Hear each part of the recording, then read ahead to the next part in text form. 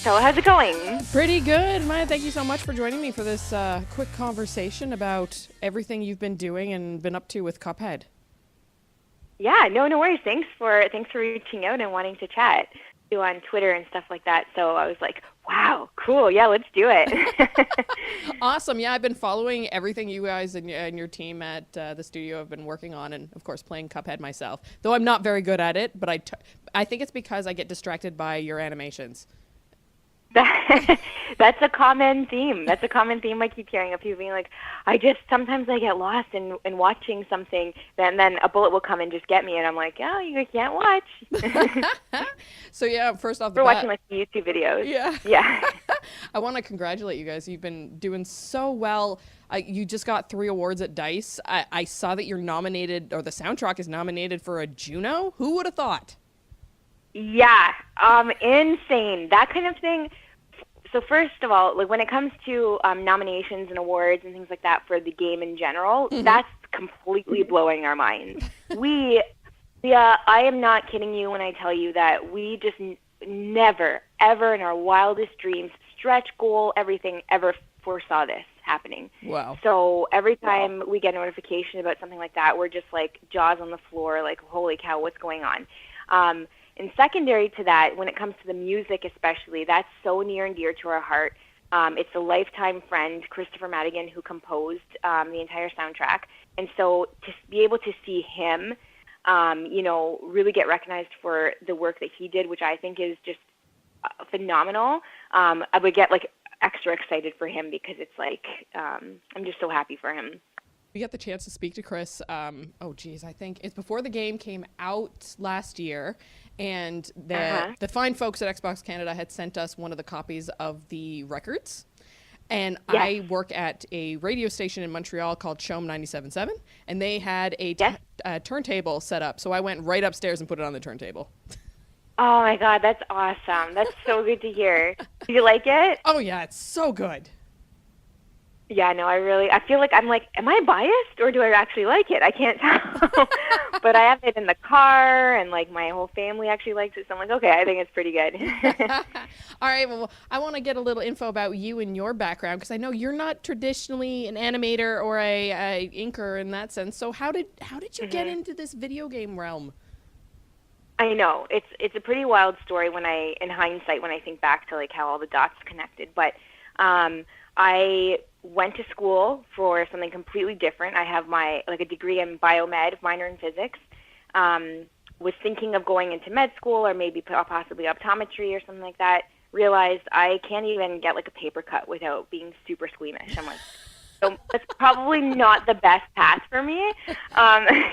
My parents are very traditional, and they're just kind of like, there are 3 things: doctor, lawyer, engineer, pick one. They're of that kind of mindset, and so I was like, okay, let's do this. So yeah, quickly after I realized that possibly wasn't the path that I'd be very successful at, I went into IT instead, which was nice. It was a whole different world than I had ever really experienced. I really, really had some great mentors throughout the few years there that kind of helped shepherd me through the industry and get to learn the ins and outs of it. And then after I had kind of did a stint in IT, I continued along that path, but more into like development. So I went over to the bank and led a team of developers, like .NET developers actually, and we developed applications, web-based applications for the bank, and it was cool. It was exciting. It was cutting edge. There's always you never stop learning, and I think that was one of the things that appealed to me about technology, is that you think you know it all, and there's like always just somebody's one step ahead of you, and it's like, oh my God, I got to catch up. I got to learn this. I have to learn that. So that really is what enticed me. And then Chad and Jared had this crazy idea to make a video game. And so that was back in around 2013, when the indie scene really started to explode. I remember going to see Indie Game the movie, that really featured Jonathan Blow's work and Phil Fish and the Super Meat Boy guys. And so that really was a pivotal moment in time when we're like, oh my God, this is tangible. This is it's palpable now. So we started, the three of us, and we actually spent, there's, we keep belaboring the idea that we had no money when we started and this and that. We had no money needed. So we literally spent our life savings to hire an offshore developer, programmer to help us with a demo, and just poured our hearts and souls in it, and wanted it so badly that although we didn't have any education in classical animation, we taught ourselves. We watched a ton of tutorials online, ordered a bunch of books. I mean, a full room, a full bookshelf of, books on animation and things like that. And I think that when you are so passionate about something and want it so bad, like you can't think of anything else. And so in the moment, it was just like, okay, let's learn how to do this. Let's learn how to do transitions. Let's learn about, in 1930s animation, there were errors in it. So let's throw a couple of frames throughout the game that flash to something else quickly, or learn how to do blinks. And it was just a passion. There was no ulterior motives. There was no, the game industry makes so many billions of dollars every year. Let's hop on that bandwagon. It was none of that.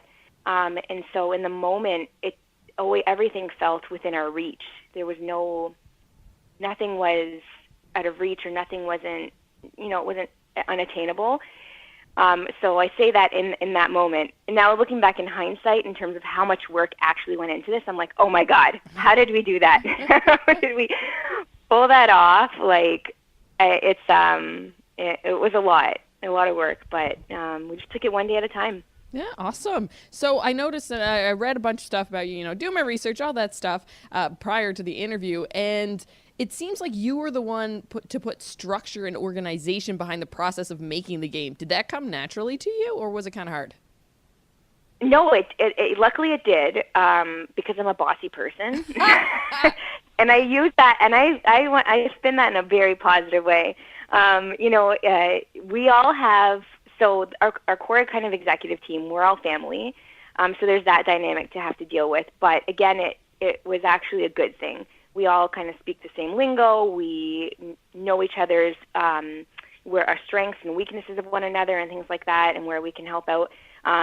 Luckily for me, just being in a management position my entire career almost, I was really strong with that. Whereas Chad and Jared Chad is like, phenomenal with the creative stuff, and creative people, right? Like he will just be like, no, it's not good enough. Try it again. And it's like, no. We have timelines we have to meet here. And then there's Jared on the flip side, who's really good with like the game design and testing and precision of gameplay and stuff. So he would, the forefront of his mind wasn't a timeline or budget or things like that. So I think we just all complemented each other really well. I love doing that stuff. Like taking on that producer role was super, super exciting. I love art, but it was a nice switch to be able to, spend half a day drawing, hop over to my desk and take all these, business development calls or calls with PR or marketing and things like that. And then also crack the whip on these boys. Got to keep them in line to get that game out the door, right? Yeah, exactly. If I don't know what would have happened, honestly. Had we not really buckled down and put together like a project plan and been like, no, like we actually have to adhere to this. There's no wavering. Yeah, exactly. And you come from all different backgrounds. Was it difficult starting a project that, you had so many different disciplines that weren't necessarily related to game design and the video game industry? It didn't work in our behalf. So like, for example, we didn't have the experience, we didn't have the connections, or, we were total noobs in the industry. We don't know all of these different summits that go on and conferences and all the networking that goes on. We knew nobody. So there wasn't an asset. But the flip side of that is that, some of the skills that you learn in every different trade or, line of work can be transferable. So for instance, and speaking for myself, being at the bank, you also have a ton of exposure to budgeting, financing, things like that. Like I had to manage a budget for a team of 30. Do you know what I mean? And then managing people, managing their timelines, all of that. So that was a transferable skill.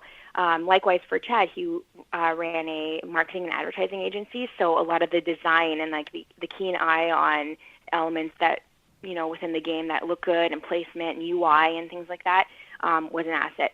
And with Jared, he's just brilliant in terms of gameplay. So while he was working construction at like a family construction business, all day long he'd be working, but reminiscing or on games that he was playing, or was an super active gamer and like playing all night and things like that. So I don't think it worked against us, but it was okay. It was hard to break into the industry with not having the experience, but interesting. Every person I meet, I'm just kind of like wide-eyed and being like, oh my God, like we know you, even though we've never met, or we follow a lot of people and things like that. So, yeah.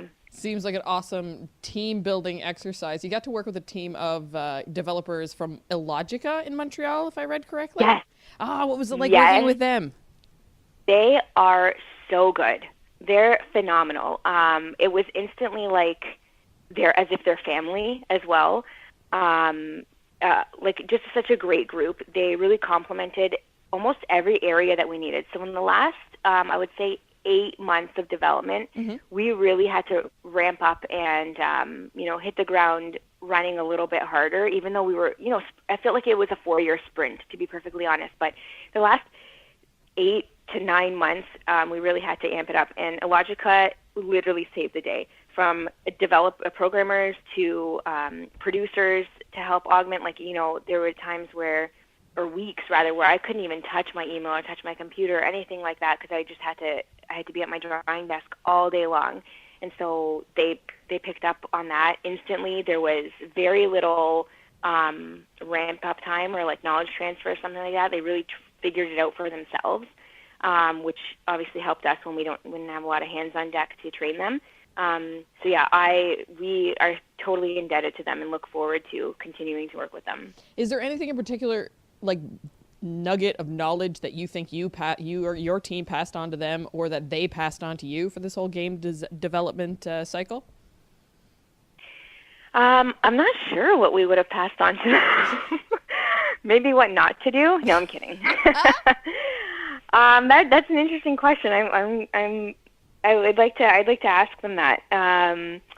Maybe, sometimes coming from, I keep deferring to the bank because it's just a totally different environment and totally different world than what this is, or what, at least Studio MDHR is. So maybe, sometimes you have to look at whether or not there are too many cooks in the kitchen and too many lines of management and too many, bureaucracy and red tape and things like that, and process and change requests. Like it's all good and everything kind of serves a purpose, but maybe sometimes there's too much. So we, on the other hand, went the complete opposite way, and we were very flexible, very agile. We could change things at the drop of a dime because we didn't have all of these, processes in place. So I'm not saying Illogica is like that, but maybe just being a bigger organization that they are, they probably do have quite a bit of that. So maybe they've learned to be a little bit more agile, I guess. Again, not speaking out of, like, they did not say this, and I'm not saying that, but that's maybe one thing I can think of. But, yeah, on the flip side, we did learn quite a bit from them in terms of, like, just the organization really thinking well ahead, and their experience served to be, invaluable. Especially during our certification process, they knew it in and out. It was uncharted territory for us. We didn't really have a good grasp in terms of how much has to go into certification. We read the manuals and we hear and stuff like that, but they helped us a lot in terms of being like, hey, this is what can happen. You need to prepare for that. You need to adjust your timelines to, you could fail in the last leg of it.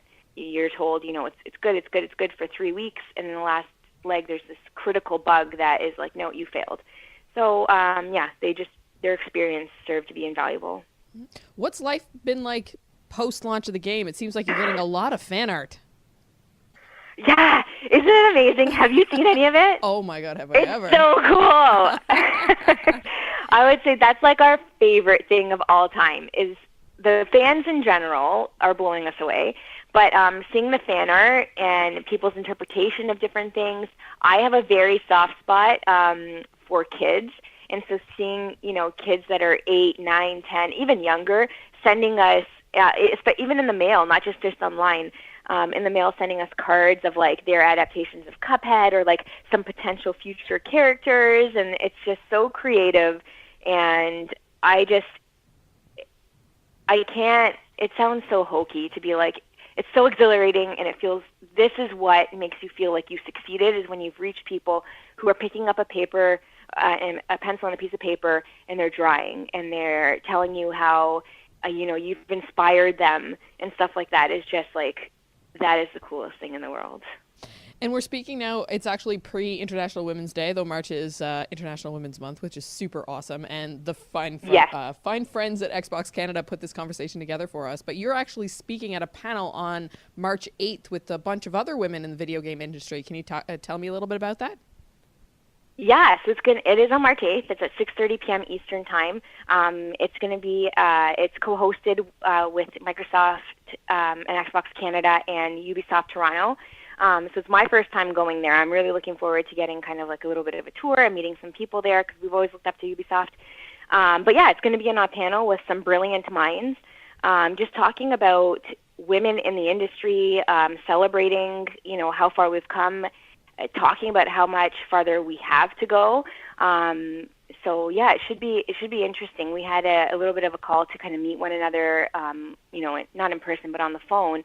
And I personally and selfishly am just super eager to hear them talk. Do you know what I mean?